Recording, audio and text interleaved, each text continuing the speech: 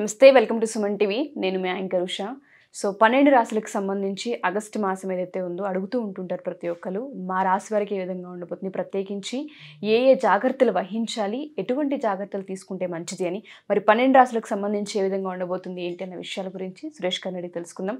నమస్తే సురేష్ గారు. నమస్కారం అండి ఉషా గారు. కర్కాటక రాశి వారికి మనం చూసుకుంటే ఆగస్టు మాసాంతం అసలు ఏ విధంగా ఉండబోతుంది అంటారు? ఏ ఏ విషయాల్లో జాగ్రత్తలు వహించాలి? సో మనం చెప్పుకున్నట్టు మన మహర్షులు మనకి ఇచ్చిన ఈ గొప్ప జ్ఞానాన్ని మనం సద్వినియోగం చేసుకొని ధర్మార్థ కామ మోక్షాలు సాధించేటప్పుడు వచ్చే అవాంతరాలని ఛాలెంజెస్ని అధిగమించడానికి ఈ శాస్త్రం మనకు ఎంతో ఉపయోగపడుతుందండి. సో ఈ ప్రకారంగా మనం చూసుకొని ఆగస్టు 2024 మాసం కర్కాటక రాశి వారికి ఎలా ఉందో చూద్దాం. ఈ రాశి వాళ్ళకి పునర్వసు 4వ పాదము, పుష్యమి 1, 2, 3, 4 పాదాలు, ఆశ్లేష 1, 2, 3, 4 పాదాలు. తర్వాత ఈ రాశి వాళ్ళకి గ్రహస్థితి కనుక మనం చూసుకుంటే, గ్రహస్థితికి ముందు మనం పేరు బలం కనుక చూసుకుంటే హీ, హూ, హే, హో, డా, డి, డు, డే, డో ఈ అక్షరాలు లేదంటే మోరార్లస్ ఈ సౌండ్తో ఉన్న అక్షరాలు వాళ్ళ పేరు కనుక మొదటి అక్షరం స్టార్ట్ అయితే వాళ్ళు కూడా కర్కాటక రాశి కింద వస్తారని చెప్పుకోవాలి. ఇక గ్రహస్థితి కనుక మనం చూసుకుంటే సూర్యుడు వచ్చేటప్పటికి వీళ్ళకి 16వ తారీఖున సింహరాశిలో ఎంటర్ అవుతున్నాడు. సూర్యుడు తన సొంత ఇంట్లోకి ఎంటర్ అవుతున్నాడండి. తర్వాత బుధుడు వచ్చేటప్పటికి 22వ తారీఖున మళ్ళీ సింహరాశిలోకి ఎంటర్ అవుతూ ఉన్నారు. దానికి ముందు కర్కాటక రాశిలో ఉంటారు. శుక్రుడు వచ్చేటప్పటికి 25వ తారీఖున కన్య రాశిలో, దానికి ముందు వీళ్ళు సింహరాశిలో ఉంటారండి. అంటే ఎక్కువ మ్యాక్సిమం సింహరాశిలోనే ఉంటారు. సింహరాశిలో 3 గ్రహాలు ఉంటాయి అన్నమాట. తర్వాత మార్స్ వచ్చేటప్పటికి జమినీలో మిథున రాశిలో ఉంటారండి. అది 26th వరకు ఎంటర్ అవుతూ ఉంటారండి. గ్రహస్థితిని కనుక మనం చూసుకుంటే సూక్ష్మ గోచారం అనే కాన్సెప్ట్ ప్రకారం చూసుకుంటే సూర్యుడి వల్ల స్థాన నాశనం, అంటే ఏదో ఒక పొజిషన్లో ఎక్స్పెక్ట్ చేస్తే ఆ పొజిషన్లో ఉండకుండా అనుకున్నది కాకుండా అవాంతరం వచ్చే అవకాశం ఎక్కువ ఉంది. మార్స్ వల్ల కనుక కుజుడి వల్ల చూసుకుంటే భూలాభం, రియల్ ఎస్టేట్లో ఎవరైనా ల్యాండ్స్ కానీ ఏదైనా కొనుక్కోవాలనుకుంటే అది బెస్ట్ టైం అని మనకు చెప్పుకోవాలి. తర్వాత బుధుడి వాళ్ళకి శ్రీయం అంటే ధనం వచ్చేస్తుంది, ఫైనాన్షియల్గా ఆర్థికంగా లాభం ఉంటుంది. శుక్రుని వల్ల కూడా విత్త సిద్ధిం ధనం వస్తుంది. అంటే ఓవరాల్గా మనం చూసుకుంటే ధనం, ఒక ల్యాండ్స్ కొనే అవకాశం ఉంది, ఫైనాన్షియల్ డబ్బు వచ్చే అవకాశం ఉంది, ధనము విత్ కీర్తి ప్రదర్శనలో వచ్చే అవకాశం ఉంది. ఫస్ట్ 15 days ఛాలెంజ్ చేయమంటే ఉన్న పొజిషన్ ఏదైనా కోల్పోయే అవకాశం, స్థితిని కోల్పోయే అవకాశం ఎక్కువ ఉంది. నెక్స్ట్ 15 days కనుక మనం చూసుకుంటే అదే సూర్యుడికి ధనాన్ని ఇస్తారు. తర్వాత వచ్చేటప్పటికి శ్రీ విభూతి అంటే చాలా ప్రాస్పరిటీ ఉంటుంది, ధనం కొంచెం కోల్పోయే అవకాశం ఎక్కువ ఉంది, వ్యాధులు వచ్చే అవకాశం ఎక్కువ ఉందండి. ఇది నెక్స్ట్ వచ్చేటప్పటికి 15 days. మనం కనుక ఇన్ డీటెయిల్ కనుక చూసుకుంటే మన సూర్యుడు మనకి వీళ్ళకి 2nd హౌస్లో 17th వరకు 2nd హౌస్లో ఉండటం వల్ల సువర్ణమూర్తిగా ఎంటర్ అయ్యారండి. ఈ ప్రకారంగా చూసుకుంటే వీళ్ళకి 17th ముందు బాగుంటుంది కానీ 17th తర్వాత అంత బాగుండదని మనం చెప్పుకోవాలన్నమాట. వీళ్ళకి ఏమవుతుందంటేనండి వ్యాపారంలో నష్టం వచ్చే అవకాశం ఎక్కువ ఉంది, ధన నష్టం ఎక్కువ ఉంది, ఇతరుల చేత మోసగించే అవకాశం ఎక్కువ ఉంది. కాబట్టి ఈ 15-20 days వీళ్ళు కొంచెం జాగ్రత్తగా ఉండాలి. మిత్రులతో శత్రుత్వం వచ్చే అవకాశం ఉంది, బంధువులతో ద్వేషము అనుభవం వచ్చే అవకాశం ఎక్కువ ఉంది. కాబట్టి జాగ్రత్తగా ఉండాలండి వీళ్ళు కర్కాటక రాశి వాళ్ళు. ప్లస్ వీళ్ళది దృష్టి కూడా 8th హౌస్ మీద ఉండటంతో ఏమవుతుందంటే అండి శత్రులతో వైరామం, ప్రయాణాలు కనుక చేస్తే ఇబ్బందులు, తర్వాత విచారకరమైన వార్తలు వినే అవకాశము, శారీరక కష్టము, భయము, తర్వాత అతిగా బాడీ హీట్ చేయటము, అధికారులతో ఇబ్బంది, అతి ఖర్చులు ఉంటాయి. టోటల్గా మనం ఏ ప్రకారంగా చూసుకున్నా సూర్యుడికి వీళ్ళు అంత అనుకూలంగా లేరు కాబట్టి కొంచెం జాగ్రత్తగా ఉండాల్సిన టైం ఉందండి. పర్టికులర్గా అఫీషియల్స్ తోటి, గవర్నమెంట్ అఫీషియల్స్ తోటి, ఉన్నత అధికారులతోటి, వృత్తికి సంబంధించిన విషయాల్లో. కానీ అదేవిధంగా మార్స్ కనుక చూసుకుంటే వీళ్ళకి కొంచెం బాగా అదృష్టం అని చెప్పుకోవాలి. ఎందుకంటే సూర్యుడు ఇబ్బంది పెడుతున్నా కుజుడు వీళ్ళకి చాలా యోగ్యతను ఇస్తూ ఉన్నారు కాబట్టి అండి 11th హౌస్లో ఉన్నారు కాబట్టి ఆగస్టు 26th వరకు ఆయన ఇచ్చే నెగిటివ్ ఫలితాన్ని ఈయన బ్యాలెన్స్ చేసుకొని కొంచెం ఇంప్రూవ్మెంట్ చేస్తారు. అది తామరమూర్తిగా ఉండటం వల్ల ఏమవుతుందంటేనండి ఆరోగ్యం ఉంటుంది, ధనలాభం ఉంటుంది, సంతోషం ఉంటుంది, వస్త్రలాభం ఉంటుంది, అనుకున్న పనులు అనుకున్న విధంగా పూర్తి చేస్తారు, ధైర్యం ఉంటుంది, ఆర్థికంగా వృద్ధి ఉంటుంది, తర్వాత ఆర్థికంగా ఆరోగ్యపరంగా కూడా చాలా బాగుంటుంది. ఇష్టమైన వస్తువులకి వీళ్ళకి సంభవిస్తాయి. సర్వ రోగాలు కనుక ఏమైనా ఉంటే వాటి నుంచి విముక్తి ఉంటుంది, భూలాభము కలుగుతుంది. సో ఒక రకంగా చెప్పుకోవాలంటే మార్సు చాలా బాగా యోగ్యతను ఇచ్చాడు. అంతకుముందు ఇవ్వని వర్షాలు వీళ్ళు కాంపెన్సేట్ చేసి బాగా ఇస్తారని చెప్పాలి. ఆ తర్వాత వీళ్ళకి దృష్టికి వచ్చేటప్పటికి 2వ హౌస్లో ఉండటం వల్ల ఏమవుతుందంటే అండి టయానికి భోజనం చేయకపోవటం ఒకటి విషయం, వీళ్ళకి కొంచెం కేర్ఫుల్గా ఉండాలండి. తర్వాత వచ్చేటప్పటికి 6th house ఆస్పెక్ట్ ఉండటం వల్ల వీళ్ళకి కీర్తి, సుఖము, పుణ్యకార్యాలు చేయటము, నూతన వస్తువులు ఏమైనా కనుక కొనుక్కోండి, ఇది మంచి టైం అని చెప్పుకోవాలి.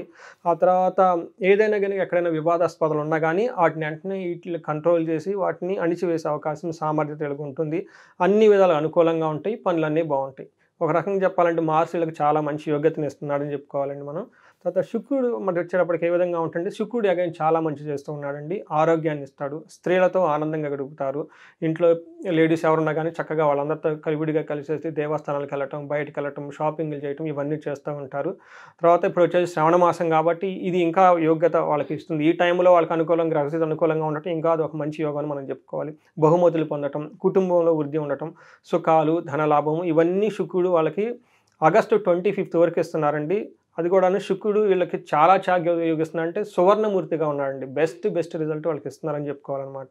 తర్వాత వాళ్ళకి 8th హౌస్ ఆస్పెక్ట్ ఉండటం వల్ల కొంచెం ఏమని చెప్పాలంటే బంధుమిత్రులతో కలయిక, ఓకే, రాజదర్శనము, ధనలాభము. ఇందాక మనం వచ్చేటప్పుడు సూర్యుడి విషయాలు మనకి ఏవే నెగిటివ్గా ఉన్నా అవి ఓవర్కమ్ చేస్తూ వీళ్ళకి కూడా బాగా మంచి రిజల్ట్ ఇస్తున్నారు కాబట్టి ఆరోగ్యము, సంసార సుఖము, కీర్తి, గౌరవము అన్ని విధాలా బాగుంటుంది. సో మనకి ఏ ప్లానెట్ చూసుకున్నా ఒక సూర్యుడు తప్పక మిగతా 2 ప్లానెట్స్ కూడా వీళ్ళు చాలా అనుకూలంగా ఉండటంతో వీళ్ళకి కూడా ఒక 70 to 80% చాలా బాగుంది అని మనం చెప్పుకోవాలి. తర్వాత మనకి నక్షత్రం ప్రకారం మనం చూసుకుంటే ఈ కర్కాటక రాశిలో పునర్వసు వాళ్ళకి అన్ని విధాలా బాగుంది. ధనలాభం ఉంది, అగైన్ మళ్ళీ ధనలాభం విత్ ఐశ్వర్య లాభం ఉంది, క్షేమం ఉంది. ఫారిన్ వెళ్ళాలనుకుంటే చాలా మంచి అవకాశం ఉంది. తర్వాత వీళ్ళకి అష్టలక్ష్మి కృప, ధనలక్ష్మి కృప కూడా వీళ్ళ మీద చాలా బాగుంది. మనం పునర్వసు నక్షత్రం చెప్పుకోవాలి. పుష్యమి నక్షత్రం వాళ్ళకు కూడాను మనం కనుక చూసుకుంటే ఐశ్వర్యం వచ్చే అవకాశం ఎక్కువ ఉంది, అన్ని పనుల్లో క్షేమం ఉంది, ధనలాభం ఉంది, సంపద వచ్చే అవకాశం ఉంది. తర్వాత విందులు వినోదాల్లో పార్టిసిపేట్ చేసి చక్కటి భోజనం తినే అవకాశం ఎక్కువ ఉంది. మృష్టాన్నం అంటారు, అది తినే అవకాశం ఉంది. ఒకే ఒక నెగిటివ్ క్వాలిటీ అంటే అనుకున్న పని కాకుండా ఎక్కడో ఒక చోట విఘ్నకార్యమయ్యి ఒక పని అయితే వీళ్ళకి ప్రాబ్లం వచ్చే అవకాశం ఎక్కువ ఉంది. అది తప్ప మిగతా అంతా బాగుంది. మనం ఆశ్లేష నక్షత్రం కనుక చూసుకుంటే వీళ్ళకి కూడాను విందులు వినోదాలు పార్టిసిపేట్ చేసి మృష్టాన్నం తింటే అవకాశం ఎక్కువ ఉంది, ధనలాభం ఎక్కువ చూపిస్తుంది. వీళ్ళకు కూడా అష్టలక్ష్మి కటాక్షం ఉండి అన్ని విధాల ధనం వచ్చే అవకాశం ఎక్కువ ఉంది. చాలా క్షేమంగా ఉంటుంది, ఇంట్లో కానీ వాళ్ళు ఉన్న పరిస్థితుల్లో కానీ చాలా బాగుంటుంది. తర్వాత ఐశ్వర్యం వచ్చే అవకాశం ఎక్కువ ఉంది. వీళ్ళకు కూడాను ఆశ్లేష నక్షత్రం వాళ్ళకి ఇన్ని మంచిగా ఉన్నా ఒక్క చోట మాత్రం అనుకున్న పని అనుకొని కాకుండా డిస్టర్బెన్స్ వచ్చేసి ఒక కార్యం నాశనం అయ్యే అవకాశం ఎక్కువ ఉంది. ఈ ఒక్క విషయంలో జాగ్రత్తగా ఉండాలి. ఈ ప్రకారంగా మనం చూసుకుంటే కర్కాటక వాళ్ళకి ఆల్మోస్ట్ ఈ పుణ్యమాసం అనే ఈ శ్రావణ మాసంలో వీళ్ళకి చాలా ఒక సూర్యుడు తప్ప అన్ని గ్రహాలు అనుకూలంగా ఉన్నాయి కాబట్టి వాళ్ళకి ఇంకా మంచి జరగాలని చెప్పేసి, తర్వాత ఈ దీనికి అమ్మవారి పూజలు అవన్నీ చేస్తే కనుక వచ్చే సంవత్సరం అంతా వాళ్ళకి ఇంకా అభివృద్ధి జరిగి ఉన్నతంగా ఉంటారని చెప్పేసి ఉండాలని మనం కోరుకుంటూ. సో చాలామంది రాశి ప్రకారం ఎప్పుడైతే జాతకం వాళ్ళు చెప్తూ ఉంటామో మీరు చెప్పినట్టుగా కొన్నిసార్లు జరగట్లేదు అంటే మాకు అంత గ్రహాలు అనుకూలించినప్పటికీ కూడా జీవితంలో ప్రాక్టికాలిటీలో కొంత ఇబ్బందులు చూస్తున్నామని అంటూ ఉంటారు. కొంతమంది వివాహం లేటుగా అవుతుంది, ఒకసారి కలవాలి అనుకుంటున్నాం, జాతక రీత్యా అసలు ఏం చేస్తే మంచిదో తెలుసుకోవాలనుకుంటున్నాం అని అడిగే వాళ్ళు ఉంటుంటారు. అటువంటి వాళ్ళకి అపాయింట్మెంట్ కావాలి అనుకున్నా, ఒకసారి జాతకం చూపించుకోవాలి అనుకున్నా, కనకదార హోమంలో కనుక వాళ్ళు అటెండ్ అవ్వాలి అనుకున్నా ఏ విధంగా సార్? సో ఉషా గారు 3 ముఖ్యమైన విషయాలు.